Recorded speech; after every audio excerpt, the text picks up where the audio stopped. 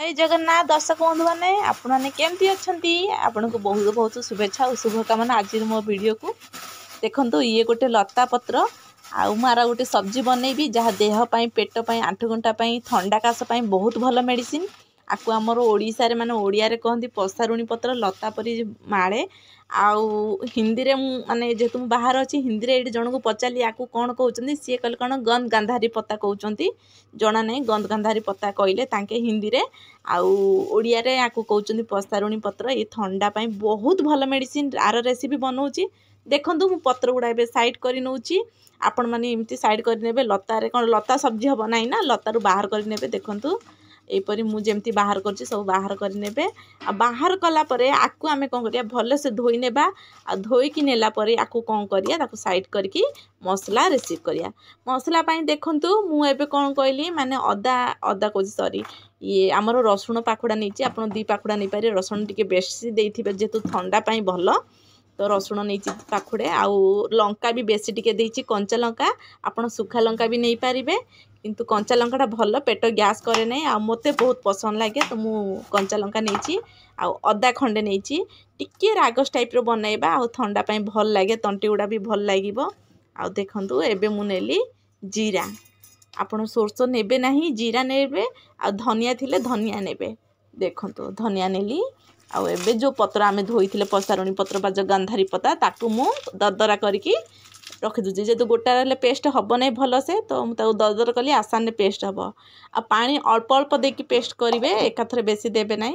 आउ देखंतु मोर पेस्ट हो आसला किंतु जदि आउ पत्र बंची जाऊँगी आपण तो सेटा भी पेस्ट करने किंतु मसला आउ ऐड करेंगे ना सेटा सेमती पानी अल्प देकी पेस्ट करने मु भी से आउ मोर बंची जाइए पत्र मु भी सेटा पेस्ट कर नौची देखंतु मोर सेकेंड पेस्ट भी हो गला भल से तो देखंतु पेस्ट है पर काढ़ीदेली मसला पत्र पेस्ट होगा आपको एबे साइड करदेबा। एबे नेक्स्ट चलूँ देखा देखंतु मु कढ़ाई बसईची आ कढ़ाई गरम आसले सोरष तेल देली सोरष तेल भी भल आपण जानी निहाती आउ एबे सोरष फुटण देली अल्प आ जो पत्र मसला आम जो बाटिकी रखी सेटा मुझे ऐड कर नौची छुकुकरे तो देखंतु एबे ऐड कला परे आपण हिसाब रे पानी देबे बेसी मोटा रखिबेनी कि कम पानी रखिबेनी आपण को हिसाब रे पानी देबे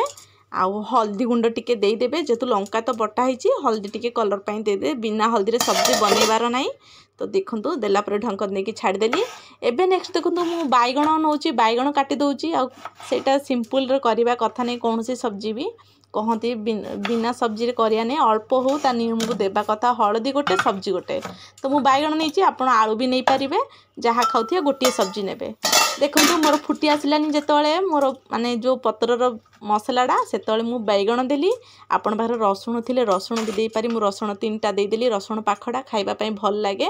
आ लूण स्वाद अनुसार देबे बिना लूण तो खाई हबो नाही स्वाद अनुसार लूण भी देबे आउ देला परे आकू ढांकी छाड़ी देबा आ फुटिला परे सिझी गला परे एथिरे टिके म आंबुल दे दिथिले आपण आमचूर पाउडर भी देई पारिबे नहले टमाटर भी देई पारिबे तो देखंतु हमर रेडी हेइथिला एबे मु खाइबा मोर सिझी गलानी 15 मिनिट रेडी हेइथिला मोर सब्जीटा तो देखंतु मु भात सहित एटी नैची आ सब्जी डाली तरकारी किछि नाही